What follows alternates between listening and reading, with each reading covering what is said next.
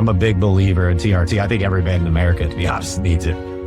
You got to put in those reps. You got to put in the time. You got to grind, and it sucks, but that's how you become successful. I love you with all my heart, but I love your mom more, and I picked her. Pick you. You were born into this family, but I actually chose her. Ever since I was a little kid, my parents bought me a karaoke machine with a microphone, and I'd sit there and record the radio and talk over it. I wanted to be a broadcaster. I went into therapy in my mid-20s and just was like, God, I need some help. I always ask people, do you want to feel average or below average, or do you want to feel great, right?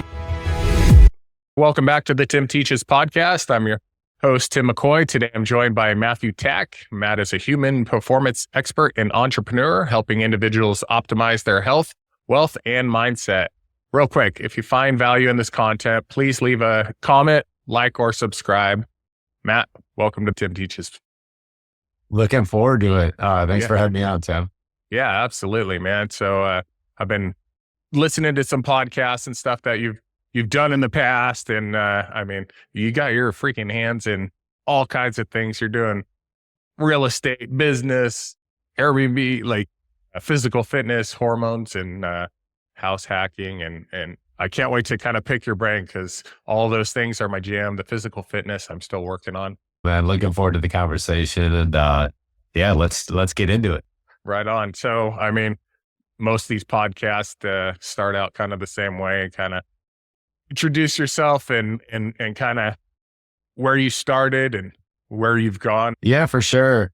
Well, I've had a journey. So I started in the Fortune 50 corporate world before I became an entrepreneur. So out of college, I worked for Accenture and did some project management. But it wasn't until I realized, man, I don't want to be behind a desk for the remainder of my life, that I started venturing out. And so that's how I got into that. You said the house hacking, the Airbnb. So did a few flips, and then kind of turned that into a little bit of commercial and residential real estate, where I kind of learned the ropes from a couple mentors, as far as doing syndications, raising capital, and then also just doing independent like wholesaling. So I had a team underneath me. I've since ventured out of that though, and really dived deep into the world of health. So it started kind of with this like biohacking nature of me being curious after kids. Is like, man, I have this idea of like becoming a forever athlete, right? I don't want to give up my athlete, right? And I was just an athlete growing up, and just always loved sports. The fact that, I got done playing basketball this morning. And it was just one of those things where I was like, I don't want to give that up. And I think that a lot of people just, they do, right? Just the nature of kind of how life goes, you age, and, but it's how do you interrupt that process? And so I started thinking of that in really my like late 20s, early 30s, and developed the concept. So a couple of years ago, we tried to launch a nutritional company, really didn't work out. So, if I had to take it back, maybe I would, but I learned a lot from it, as an entrepreneur. And so really have like kind of divulged into the space with my partner of functional wellness. Mm-hmm. And so that's where my focus has been over the past couple of years, is that functional wellness component of how we're driving longevity mindsets, and maintaining, if you're an athlete or even if you're just an individual just wants to feel better for longer, like how do you do those, and how do you build the habits and disciplines to do so? Mm-hmm. So that's where that's kind of where I came from, and now where I'm positioning myself for hopefully future growth in that capacity. So we own a company called here Alessi Functional Health here in Tampa Bay, where we do corporate wellness, and then we have a brick and mortar for chiropractic, but really all things wellness. So we pretty much do anything from hormone replacement, where we find you a PA that we actually have partnered up with us, all the way to spinal correction, spinal realignment, and structural support. So that's where my playground is right now, and I'm enjoying. Right on, man. So you had me at hormone replacement. So I'm a vet. I came back from Iraq in like 2003, 2004, and by 2006, my testosterone levels, for whatever reason, were literally like 127. And so I, found some off market testosterone, and I felt good. Did that for a little while, and then I was like, man, I shouldn't be messing around here. And so I went to my regular doctor, and they kind of hooked me up. But most of I transitioned to the VA, and those guys, I mean, they don't specialize in hormone replacement. They don't. I'm sorry, they just don't know what they're doing. And right now, they have me on TRT, but it's a point 0.5 or 100 milligrams a week, and I'm just all over the place, and I stick to about 250 is average. And so I've heard people talk about it, and they're like, man, you need to be like 650, 800. And so like, what's a optimal number that you've seen for a dude who's 44 years old? Yeah, that's a great question. But number one, thank you for your service, man. I really appreciate you. Most importantly, but that's such a good question. Like, what is the optimal metric, right? And so I like always educating people first in terms of like what that is and how you need to measure that. Because like when you go to a standard practitioner, they're going to look at and they're going to evaluate things based on like a global or even a domestic standard deviation, right? And so when they group that up, that number is going to be, it could range from somebody that's 26 all the way to 85, right? And so their idea of like normal is probably going to be less than 300, right? So if you're 44 and you're in the 300 range, standard practitioner, you're fine. You're all good. But the reality is like, I always ask people, do you want to feel average or below average, or do you want to feel great, right? Yeah. Yeah. And so that's one of the things. And ideally, testosterone is such, it's a hormone that makes a man, right? Estrogen makes a woman, but you have to have a blend of both. And so what a lot of people do is like, oh, you're low on the hormone or your testosterone side. Well, we'll give you an estrogen blocker, which is the worst thing you possibly could do, right? I had that for a while. Yep. Yeah, it is absolutely the worst because you need a proper amount of estrogen in your body that correlates and is associated to like the free testosterone. And so it's not necessarily the number for like of where you're at in terms of your total testosterone. So a lot of guys like, oh, optimally, I'd like to be between 800 and 1,000. Yeah. Now, that's what a lot of people talk about. But if you're really knowledgeable about like how testosterone works, it's actually your free testosterone and the ratio to your total testosterone levels. Mm-hmm. And that should operate anywhere from, if you're on the low end, you're in that 1% to 2% range. If you're on the high end, you're between the 3% to 4% ratio. So if you're at 600 and you're like 5 or like at a 4 and it's slightly above that and free, that's all that really matters. You want free testosterone because that's your usable testosterone level. Now, the higher you are, the likelihood is you're going to have the higher free testosterone levels. So, the number that we always operate, if you're between 800 and 1,000, you're probably going to be feeling pretty darn good, right? Yeah. So I keep mine roughly at about 1,000.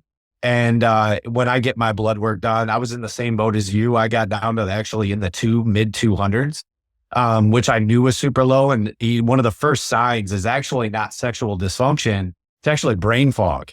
So guys get brain fog and that's like, man, where am I? Like by 3 o'clock, I'm tired and I just don't know where I am and the purpose of life. Right. And so that's where testosterone comes into play.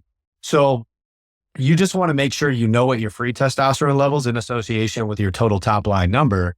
And that total top line number, I would say if you're between 700 and 1,000, that's a good operating range where like that makes you a man, right? The reason why I like keeping mine a little bit higher is because I work out pretty hard. So like I'm 39 going on 40 and I want to make sure I'm maintaining bone mass and muscle mass, the two major functions of how you're going to operate later in life, bone density and muscle mass. And so by doing that and really understanding that metric and correlating that with like exercise and what your output is and your recovery time, that's really what is going to help that and for the purposes of longevity. So to answer your immediate question, I would say if you're between 700 and 1,000, you're probably, feeling pretty good. If you want to if you're going to go in with the intention to like build a little bit of muscle mass or really work out and increase your bone density, I would say getting closer to 1,000 is optimal. So I went into a endocrinologist who was microdosing my TRT for me. And, I had a little bit of extra left over because I skipped a week. I'm terrible at that. I'll skip week. And so I blasted myself with, 200 milligrams. And then I think it was like a day later, I had or 2 days, had my blood drawn. And then I went in there and the guy freaking lost his mind because I was about 1,000. And he's like, what are you, and, I had to break the news to him, but he was not pleased with me. And I felt great. I was like, I feel good, man. This is where I should be at. Yeah, you definitely want to level it out. So what I do is I do every other day. So I do 30 units every other day. And there's different forms of what people could do. I think if it's somebody that like doesn't do really, really well with the cadence of direct injection, I always recommend the pellets. The pellets actually work for a lot of people. And it's just a small incision in the back of your spine and it's a slow release. So, that's what I recommend for a lot of people. If they just don't want to poke themselves and they just want to have like a mindless cadence, the pellets are always a better option. Wow. I've actually never heard of that. I mean, kind of have, but I've never followed and looked into it. But so yeah, I hit myself every Friday. I self-inject myself because I'm like, oh, I want to feel good for the weekend, just that's kind of what I've been doing. Are you doing it like intramuscularly or under the skin? Great question. So that is, these are all things like if you research like online, I've met with physicians. So I really wanted to get granular about my usage. And then I also wanted there to be an ebb and flow. So really what I recommend is 2 times a week at minimum that you're injecting. And the reason, because you don't get the ebbs and flows nearly as much. So 2 times a week at minimum. I like doing every other day because it gives myself really it's like clockwork, right? Yeah. And typically testosterone has a 24-hour life cycle to it. And so you're only the usable, when you hit that 200, really by like Sunday or Monday, like you're probably, going down again where like it's reaching your like normal levels of testosterone. So I like having a strong cadence where it like operates, almost straight line for me. Now I like doing mine with that life cycle really like at night, because then I can absorb that the next day, like at almost a peak state. So when I get that, it's going to be when I'm working out. And you said, well, now how do I take it?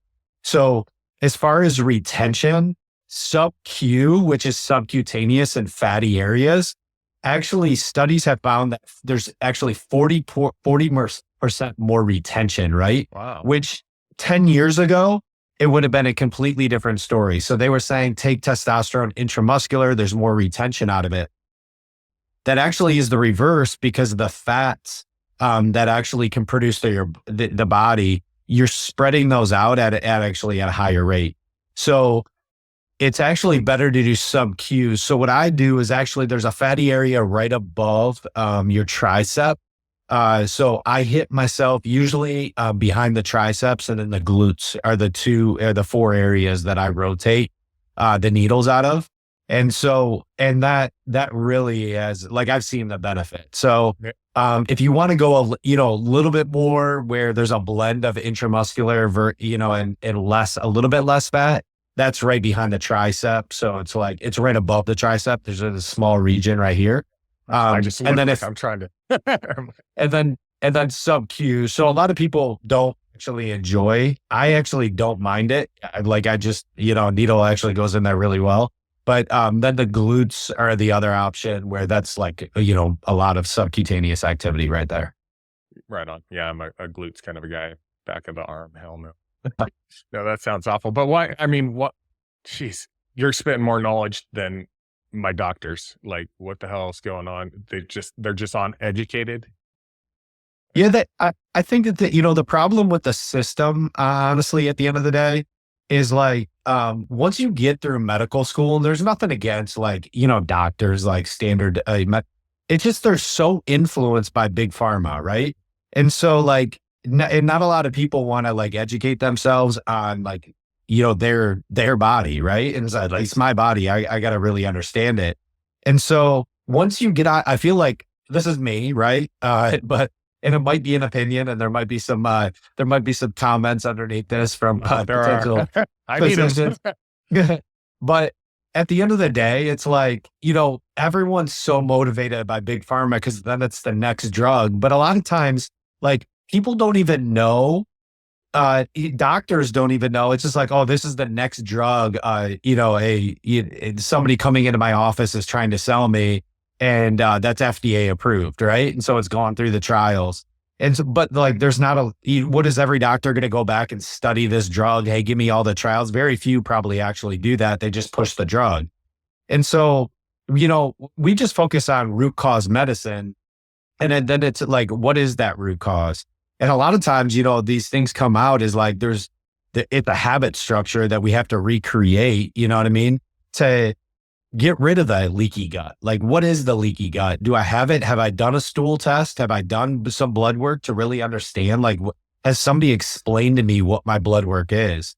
And so, that was me. I just wanted to ask questions about my blood work and realized that my hemoglobin wasn't transferring over because I was low in, like significantly low in vitamin D and needed supplementation to increase that. Right. And so I'll tell you what, that's like a massive thing that I would say 90% of Americans, if not 100%. I live in Florida, the Sunshine State, and it barely wear a shirt half the time and was still significantly deficient in vitamin D. So you can imagine, what my sleep was like if I'm deficient. What vitamin D is just a precursor, if you're low in that, to a lot of things, right? You're not getting probably just so many aided things that you need to feel good in life. And so, that was just one thing for me. I wanted to ask more and more questions, as far as how I could perform better on a daily basis. And so, vitamin D is just a critical supplement, that we can utilize, to really help us, to aid us in sleep, to aid us like in our levels throughout the day, whatever that might be, not even just testosterone. It helps actually boost your testosterone. So there's a number of supplements that you can naturally boost your testosterone levels. But, I'm a big believer in TRT. I think every man in America, to be honest, needs it. For sure, man. You just downloaded all the information on me. Now my head's spinning like, fucking, I need to go to the doctor now or find somebody to help me out. So you haven't always been totally this guy. I know you've dealt with some things in your past life, doing a little bit of research, how you have overcome depression and some other things. And I mean, how did you, become like, man, it seems like you're crushing it, and you're a family guy, you got kids, it hasn't always been that way, No, it definitely hasn't always been that way. Early in my life, I would say coming out, I'm being realistic. I underperformed as an athlete for sure.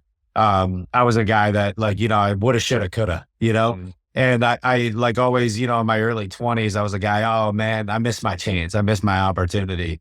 And so it was this game that I missed. A lot of athletes actually suffer from this because, when you don't make it to the big leagues, you're just like, all right, what do I do with my life now? I just always identify myself as the athlete. Right.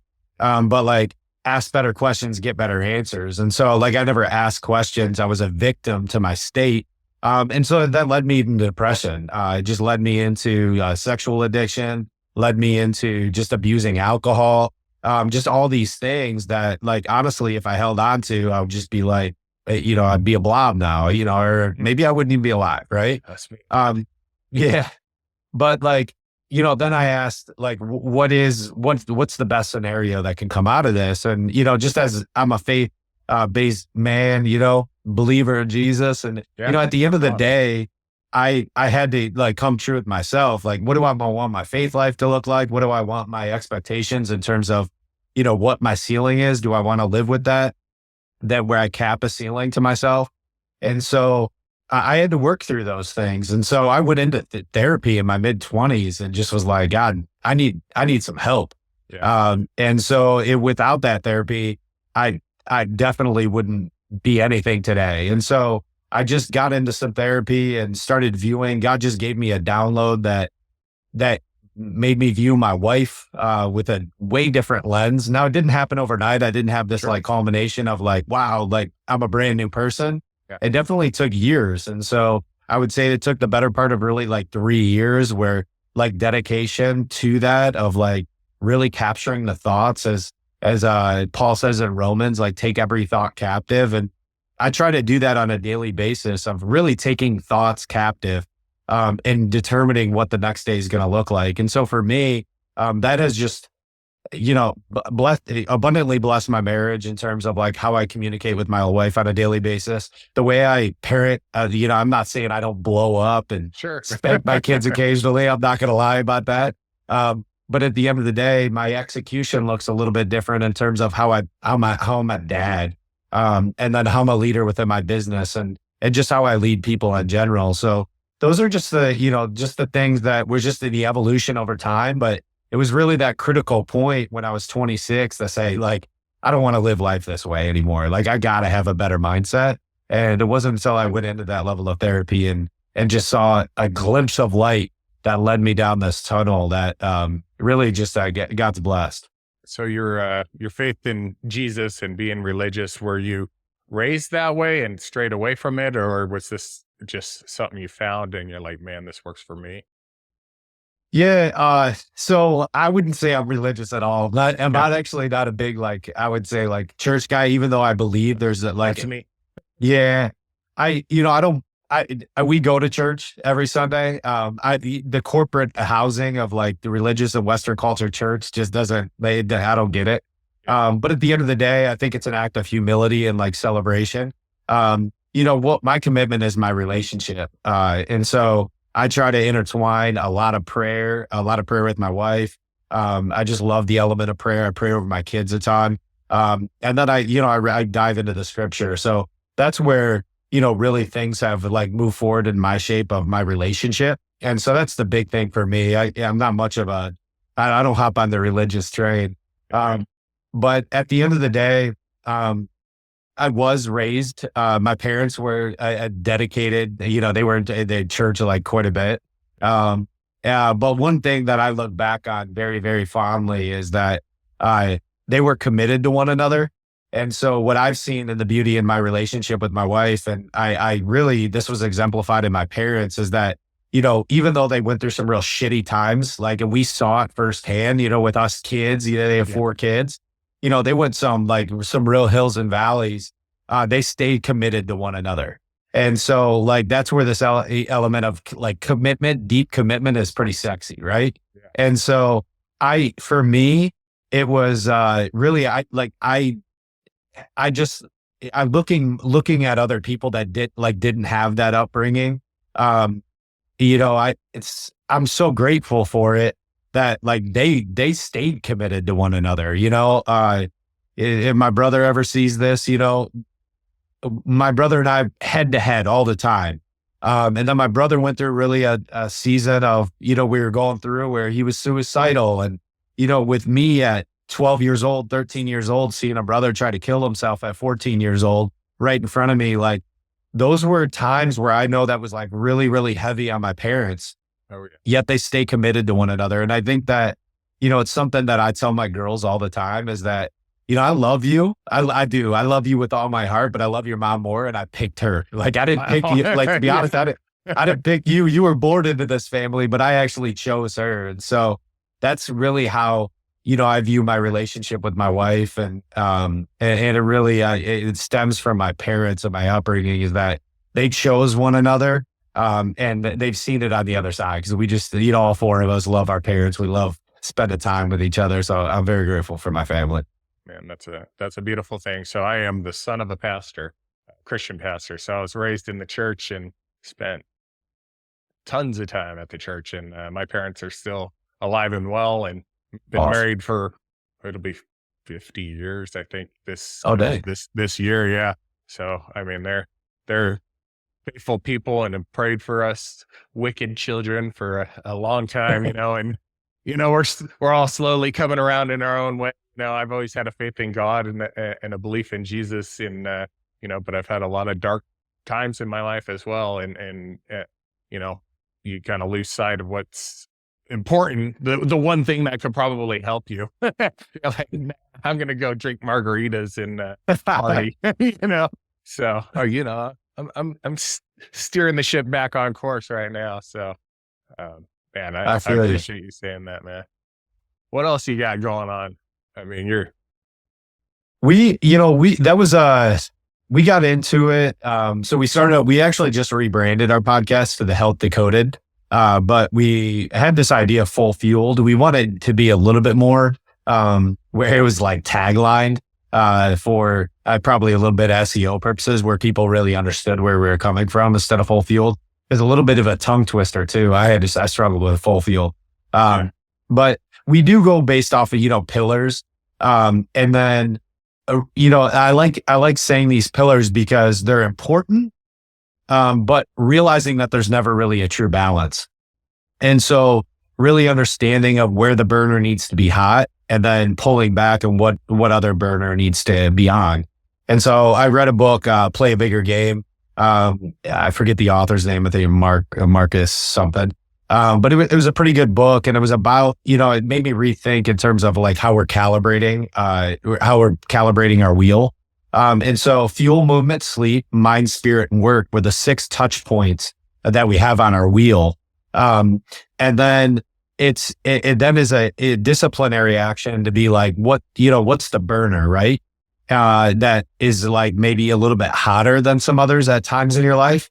Where you're like, cause there's always like that balance of, that, hey, I can be really, really dialed in on my fuel, movement, and sleep, but then, oh shit, like I need to work like for the next, 12 to 16 hours a day for the next couple weeks because I just got a critical timeline. And so maybe like health it kind of goes a little bit in the back burner. But then it's the calibration of that, of like, hey, I can't let this go too far, right? And so, we fuel, movement, sleep, mind, spirit, work are just like this wheel of where we're tapping into, where we understand where the burners are. So we have a forethought of like how we're asking the right questions.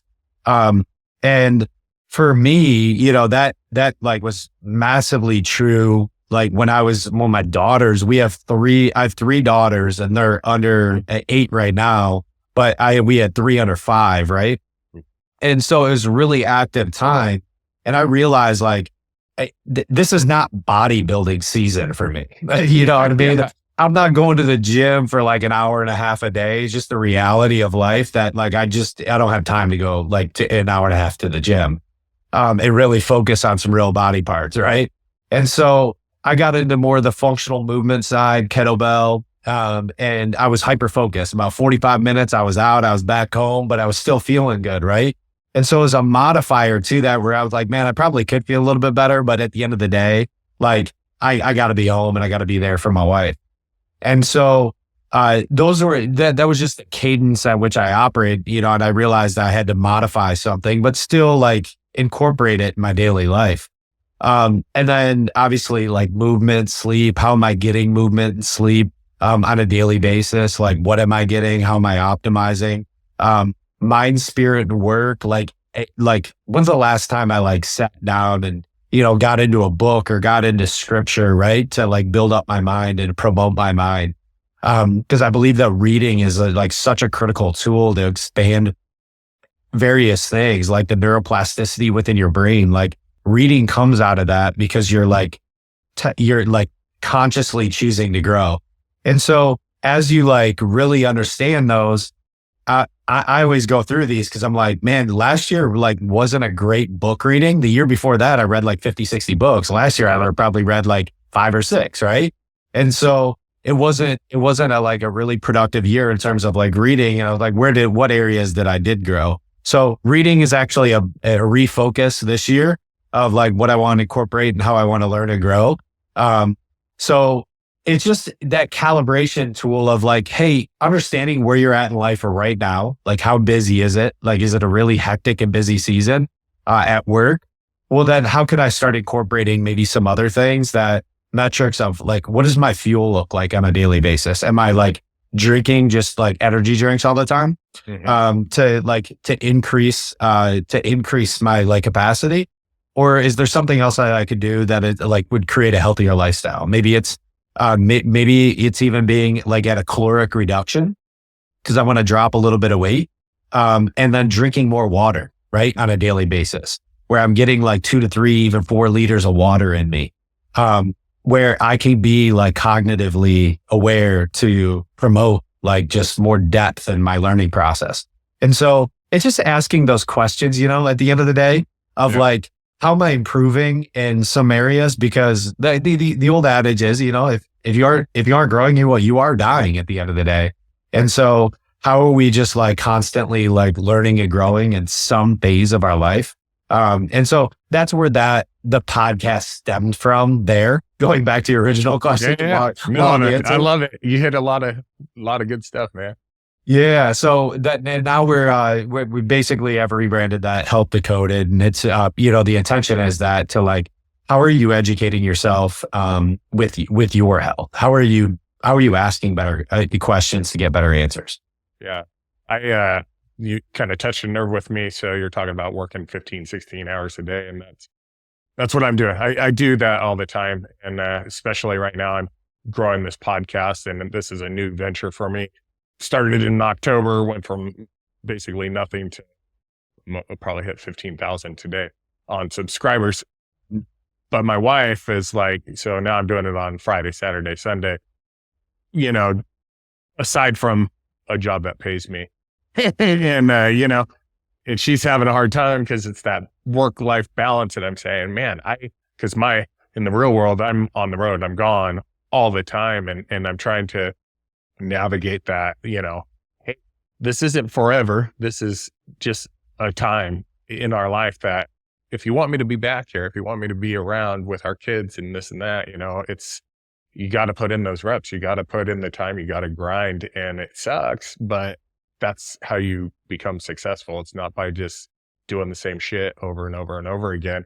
Nothing's going to change. And so we're on the right trajectory, but having those conversations with her and making her understand like what I'm doing. And she's like, man, she sees I record a podcast and then that's it. And it's like, that's it. Because I'm editing it. I'm doing all the SEO, like creating the images, doing the shirt. I'm doing everything right now. And eventually, maybe I can put some of that stuff on somebody else. But so it's a grind, but keeping your wife happy. It sounds like you got a nice balance there right now.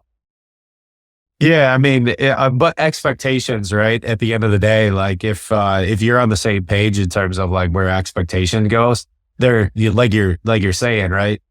You have to do, it has to be a level of consistency. That's what YouTube rewards at the end of the day. So doing those, small acts consistently and putting in that grind effort is ultimately, gonna push you forward. So, that's awesome though. I love that, man. I love to hear that. That's such a success. And, I'm definitely looking forward to the future growth of this podcast. Yeah, man. It's growing. I don't know. I think God's on my side, whatever that looks like, I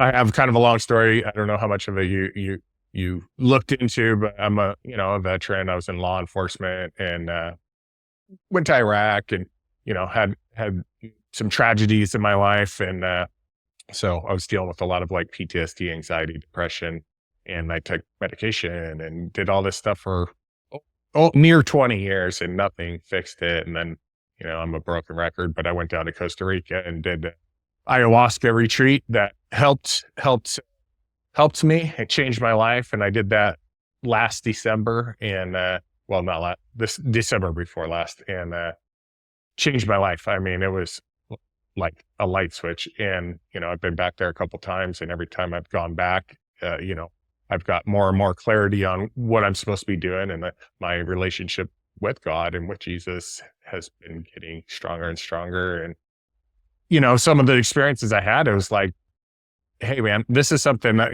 ever since I was a little kid, I wanted to be, my parents bought me a karaoke machine with a microphone, and I'd sit there and record the radio and talk over it. I wanted to be a broadcaster, and, that was always my dream, and I never really followed that. I didn't have the life experience, nothing to talk about, but after going through this experience, it was like, it just gave me this calling, like, dude, you got to do it. You're freaking 44 years old.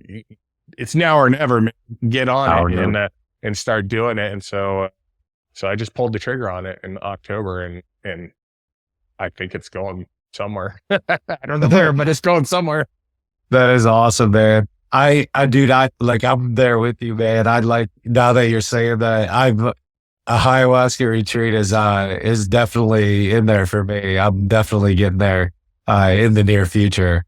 Absolutely. That's something that, I think when you can go to the depths, so many people don't want to tap into their soul. They just want to live through life without really knowing like the soul of like who you are. Like we just have this shell, but there's like a soul behind it. And we so often, so many people, I would say, in the upwards of like 99% of people, right, just miss out on tapping into that soul. Mm-hmm. It's a beautiful thing.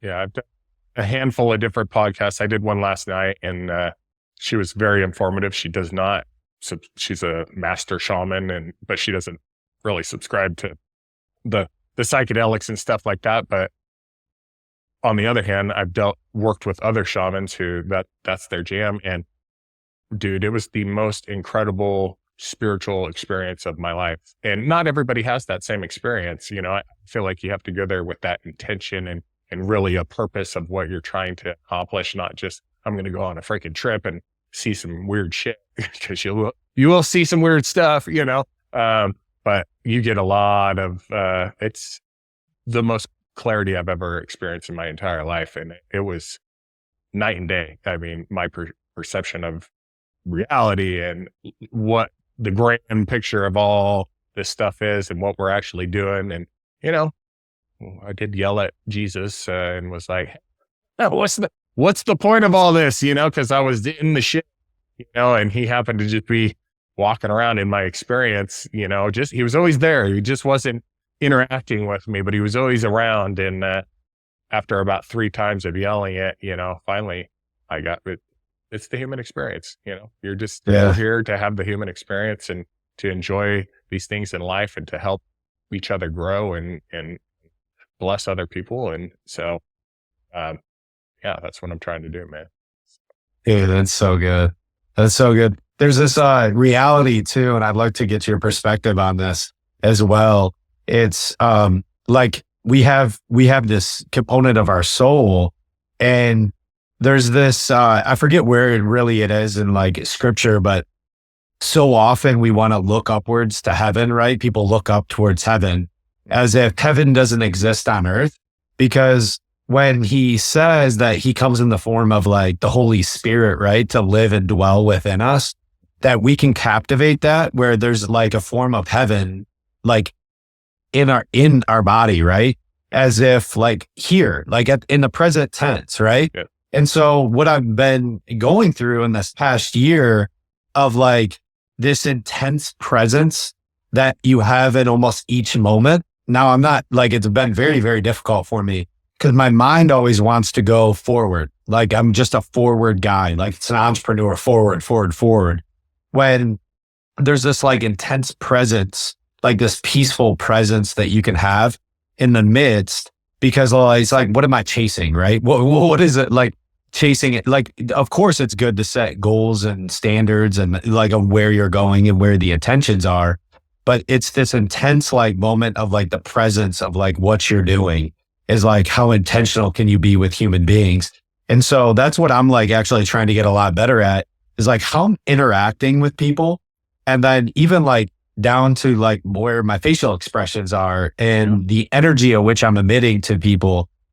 Is it with the intention of like providing that like almost heavenly experience?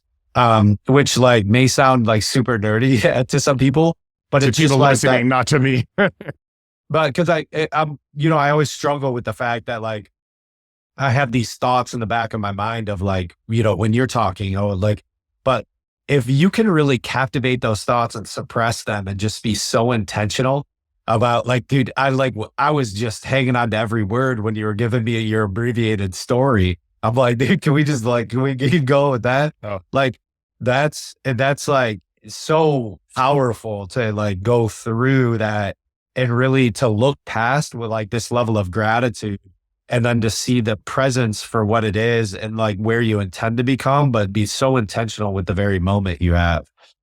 yeah. I mean, we are spiritual beings and we are living in this thing that most of us can't comprehend. But, you know, how we, energy is real. How we treat people is what we put out. People call it karma or whatever, but, you know, the way the energy we're putting out is what is coming back to us. I really do believe that. And, we're here to help each other and to be on this journey together and to live in the moment and not to be, yeah, you got to think about the mortgage that's coming up or whatever. But, you know, you need to look around at all the blessings you have. Look at, there's bad and there's good. But, it's your perspective on, how you take those things in, and bad shit happens. But you know what? All the bad things that have happened to me in my life at the end of they've always turned into a positive somehow. Not saying it was a good thing or a bad thing, people die or whatever, but some good always seems to come out of that in the long run. And, I don't know, we're just on this grand cosmic journey that, we don't, nobody knows exactly where we're going, but I promise you, if you do ayahuasca, you'll have a lot more clarity than you used to. Love that, man. That's so good. So what am I missing, man? What am I missing about you that you'd like to share? You know, I think this was a great podcast. I don't have anything really else to share other than, you get better every day. Yeah. And I think it's an evaluation of even what we're saying. Like you always got to pay for your mortgage. Like how am I going to pay for my mortgage? And the crucial thing about that is like the efficiency of time and how we're utilizing time. Right. And it could be as simple as like, hey, I, I can't watch TV for, the hour and a half after I put my kids down to bed. I got to learn something new and I got to go on YouTube and learn it. Or I gotta read a book to like learn something that potentially might give me the opportunity to make a little bit more money, right? When you're more curious, when you maintain that level of curiosity through life, it becomes way more grand. And so just maintain a level of curiosity because I think that's like everybody's superpower. When you're curious about people and you're curious about things and to ask more questions, you usually get better answers. Absolutely, man. Dude, thank you so much for joining me. This was fun. I loved it. I had a great time. And if people want to get a hold of you, or how do they go about that? Yeah, you can, couple different ways. One of the first ways, we're at human.optimizer. And then I'm on just Facebook at Matthew Tack. So you can look me up there. And then Alessi FX Health we send out weekly newsletters, and then Help Decoded's our podcast. So if you wanted to subscribe to that, we're always looking for, new questions to answer and new things to research and dig up. And, so the more feedback that we get on that, we'll love it. Those are the main spots. And if you're in Tampa Bay, come check us out at alessifunctionalhealth.com. Alessi Functional Health. We'd love to, see if we can help you. Right on. Thank you very much. I appreciate it. Tim, thanks so much, man. This has been a great podcast. Absolutely. Thanks.